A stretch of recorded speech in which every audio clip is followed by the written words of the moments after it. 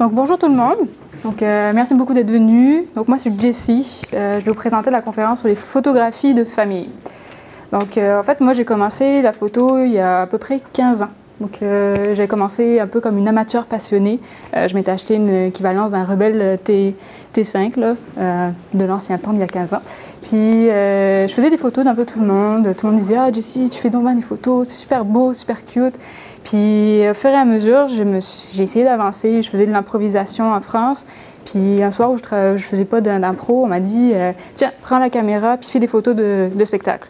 Au début, je fais des photos. Mon Dieu, mais qu'est-ce qui se passe? Tout est noir, tout est vraiment horrible. Je fais oh mon Dieu, qu'est-ce que je fais? Et là, on m'a dit ben va jouer sur ça, va jouer sur ça. Puis pendant une soirée, j'ai essayé des choses. Et pas tout était réussi, mais j'ai essayé des choses. Et je me suis dit, mais en fait, ma caméra, je la connais pas là. Donc, qu'est-ce que j'ai fait? J'ai avancé, j'ai posé des questions, je me suis intéressée, j'ai fait du bénévolat, et là, j'ai appris et je me suis dit, mon Dieu, un monde qui s'ouvre à moi. Et c'est ça. Donc après ça, je suis arrivée ici au Québec et j'avais ma résidence permanente, pas de permis de travail. Et je suis allée taper à la porte de plusieurs photographes. Et je suis allée faire du bénévolat pendant à peu près 8 mois chez Michel Paquet, un photographe culinaire et de produits de toutes sortes. Et là, j'ai continué à apprendre en studio, j'ai vu l'éclairage, j'ai vu plein d'affaires, puis je me suis dit, mon Dieu, encore un monde qui s'ouvre à moi. Et là, après ça, j'ai eu enfin un permis de travail et je suis allée taper à la porte de Magenta Studio en me disant, OK, je vais apprendre encore plus en studio. Et ben, la seule place qu'il y avait, c'était réceptionniste, c'était pas tout ce que je voulais, mais je me suis dit, je vais y aller, on va commencer, on va y aller au fur et à mesure. Et au bout de 6 mois, je me suis retrouvée donc en studio, j'ai eu une formation, puis c'est là que j'ai appris à gérer du monde. Donc c'était un peu mon background jusqu'à arriver aux photos de famille. Donc c'est à peu près ça. Il faut dire qu'on rencontre de multitudes de monde en studio, des gens qui sont là pour qu'on leur donne du bonheur, puis on fait ce qu'on peut.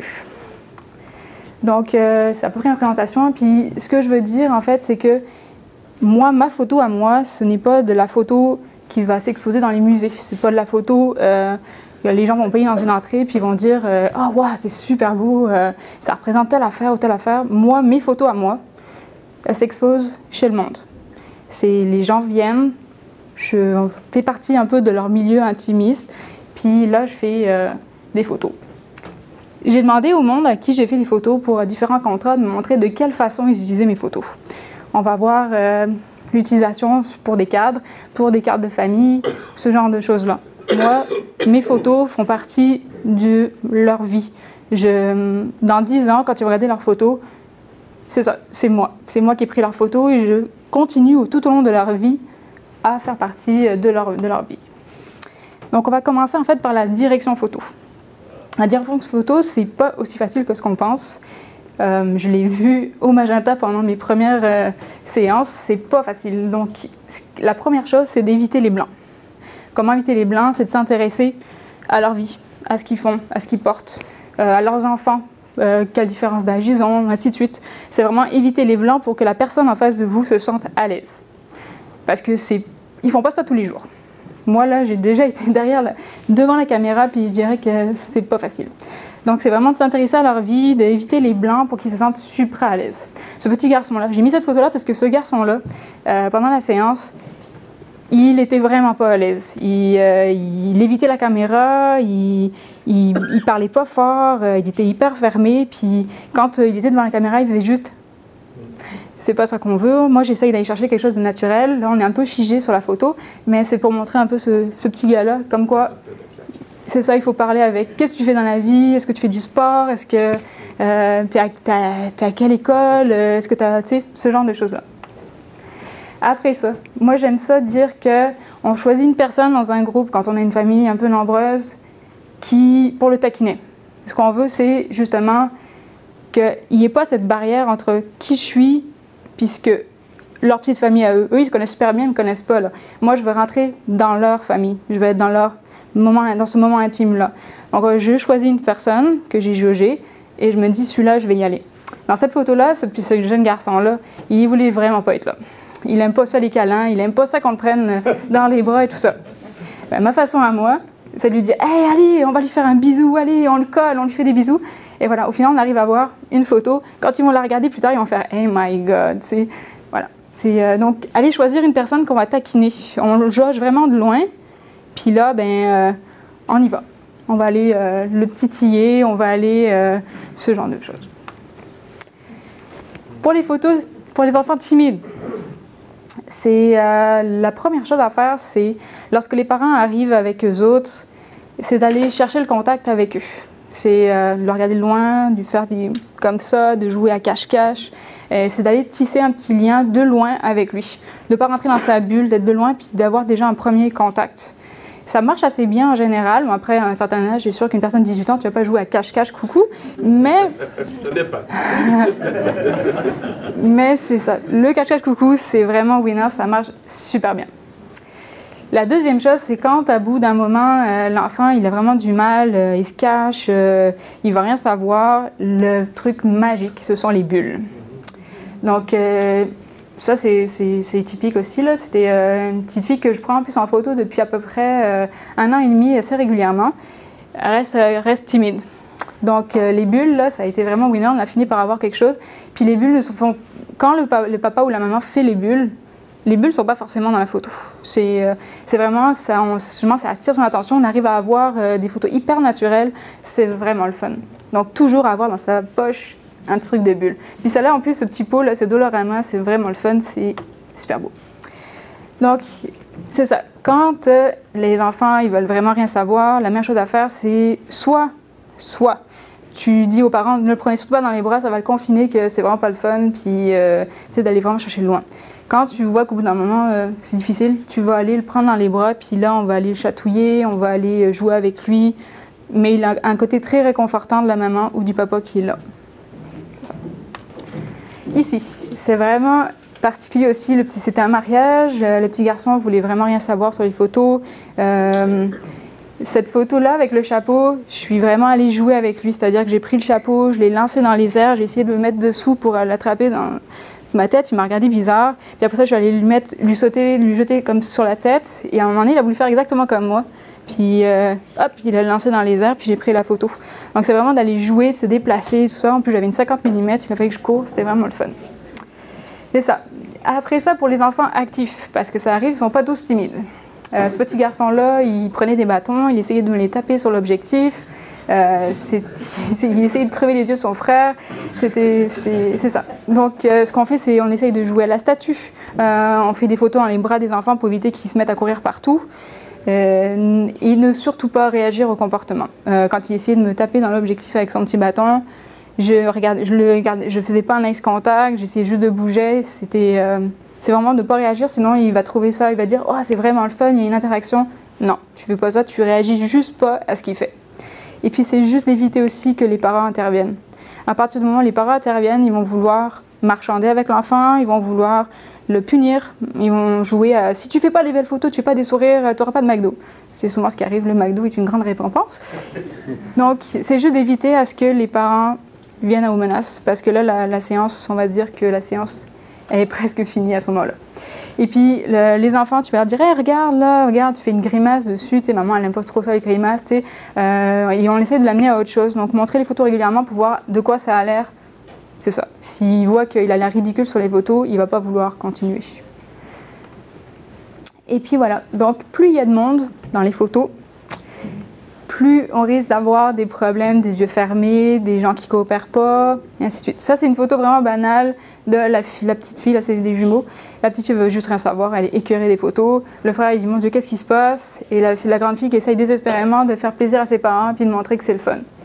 Mais on arrive à avoir ce genre de photos-là. C'est pas ce qui était attendu, mais c'est vraiment le fun.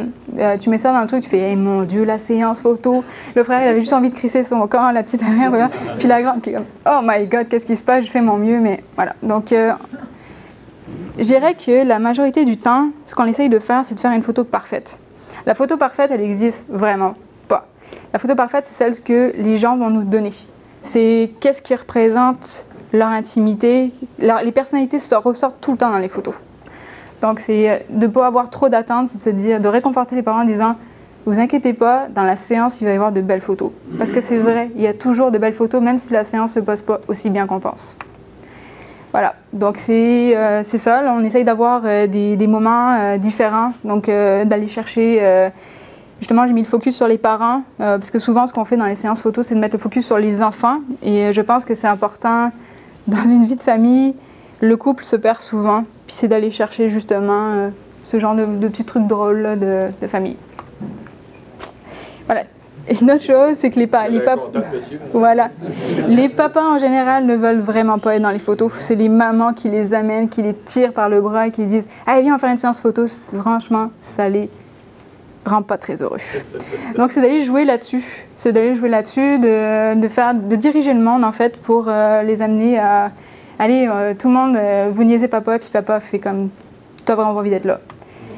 Mais au final, les papas ils finissent toujours par être contents. En général, dans mes séances, à 99%, les papas au début sont réfractaires, ils ne savent pas ce qu'ils veulent pas. Et au final, ils finissent par être super heureux. La composition, ça va être ma deuxième partie. La règle des tiers, c'est quelque chose qu'on entend souvent parler. On peut d'ailleurs, dans les caméras, l'utiliser pour nous aider à faire notre règle des tiers. Donc on a 9 parties pour aller chercher. Au niveau des cadrages, on arrive à avoir un cadrage assez dynamique. Mais ce que je dirais, en fait, bon là on est encore dans la règle des tiers, ce que je dirais, c'est d'aller chercher autre chose. Il y a les règles de la photo, sont là pour nous aider, mais on peut aller chercher d'autres cadrages, d'aller chercher du dynamisme. Là je suis toujours dans la règle des tiers, d'aller cropper un petit peu. J'aurais même pu cropper un petit peu plus au niveau du front, d'aller chercher le regard. Ce genre-là. Donc là, c'est toujours toujours dans quelque chose de dynamique. On essaye d'éviter de centrer vos personnages. Ça donne quelque chose, d'aller décentrer un petit peu, ça donne quelque chose d'un petit peu plus dynamique. Dans cette photo-là, on les voit en fait, puis on a vraiment un espace, on respire dans les photos. Mais moi, c'est vraiment mon style, là, le décentrer, puis c'est vraiment d'aller chercher, de faire des photos de haut. De ne pas avoir peur. Dans les enfants, ça marche vraiment bien. Les yeux sont super beaux. Donc, il suffit juste de les allonger en fait devant vous, de vous mettre au niveau de la tête, puis de vous pencher, puis de prendre des photos de haut, au niveau des yeux. De jamais vous mettre dessous. Si vous mettez de l'autre bord, en fait, vous allez avoir juste les trous de narine, puis c'est pas super. Voilà, j'ai pas envie de mettre l'accent dessus. Donc, c'est ça. Donc, on va aller chercher justement les yeux. Puis ça là, c'est pareil. L'enfant, on se met juste devant lui, on dit hey, regarde la caméra, on va chercher, on fait le focus dans l'œil, on a une réaction, c'est vraiment super beau. Ne jamais, lorsque vous prenez des photos de monde, de vous mettre, enfin jamais, non c'est pas vrai parce que je le fais, mais en général, on essaie toujours de se mettre au niveau des yeux. Surtout d'un enfant, c'est vraiment important de se mettre au niveau des yeux, d'éviter de se mettre trop en dessous, à moins que ce soit vraiment ce qu'on veuille, mais en général, on essaye vraiment d'être au niveau des yeux pour aller justement avoir l'impact de ça. Oser les cadrages. Parce que cette photo-là, la majorité des gens vont dire bah, tiens, je vais aller la centrer, je vais faire super beau, la robe elle est super belle et tout. Non, c'est d'aller essayer d'autres choses. Quand vous la regardez, on fait comme waouh, tu sais, on a mis le point sur autre chose. Moi, ce que je dirais, c'est tous les cadrages sont pas beaux, mais c'est d'aller tourner autour du monde. Tourner autour des choses, de faire plusieurs clics, de faire quelque chose de plus proche, reculer, décentrer, aller sur le côté, puis au final d'aller chercher d'autres choses beaucoup plus dynamiques. Comme ça. C'est elle que je veux mettre en avant. On voit que son mari est là, mais c'est elle que je veux mettre en avant. C'est son expression du visage, c'est elle qui va être importante dans la photo. Pareil ici. Ici, on est allé jouer un petit peu sur, au lieu de faire l'horizon, on est allé donner un petit peu plus de dynamisme dans la photo. Ici, là je vous ai dit, des fois oui, on le prend en dessous, pour donner justement du dynamisme dans la photo, d'avoir une diagonale en fait. Puis au final, on est allé chercher autre chose. Si on avait par exemple pris de face, on aurait eu une autre expression. Là, je trouve qu'elle est beaucoup plus dynamique de cette façon-là. Ici, pareil, on va décentrer un petit peu, on essaye d'avoir quelque chose de dynamique. Souvent, ce que je dis aux gens, c'est allez, on a gagné 1 million, puis là, ils sont tous le fun. Après ça, je donne une autre expression, je vais chercher, tout le monde est déprimé, et puis là, on fait tous une tête de déprimé, et puis au final, on arrive à avoir Puis d'aller justement oser d'aller sur d'autres points de vue, d'aller se mettre à l'arrière, de dos. Les parents vont dire, ben là, on voit pas sa face. Ouais, mais cette photo-là, elle donne autre chose, une sorte d'intimité, une sorte de... d'intimisme. Je trouve ça le fun d'aller justement chercher d'autres choses. Donc comme je disais, aérer les cadrages, de ne pas avoir peur de la place, de se dire ben non, je veux vraiment voir son visage et tout ça. C'est pas que ça qu'on va voir, c'est pas que les expressions du visage, que le détail du visage, c'est d'aller chercher un contexte, d'aller chercher ce genre de choses-là.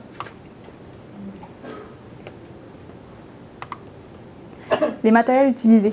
En général, ce que j'utilise, c'est la lumière naturelle. J'ai fait beaucoup de studios au magenta. Je trouve ça beaucoup plus limitatif, beaucoup plus fermé. Les enfants sont souvent perturbés. Ils n'ont jamais vu ça.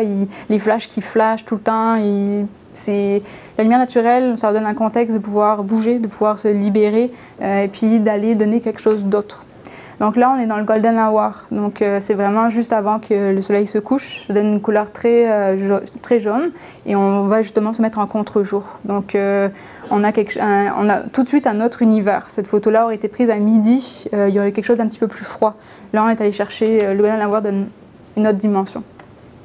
Ça, c'est un tout petit peu avant le golden hour. Donc on a toujours ce côté un petit peu plus jaune. On voit que le soleil est un petit peu plus haut et on a un peu plus de lumière, moins d'ombrage.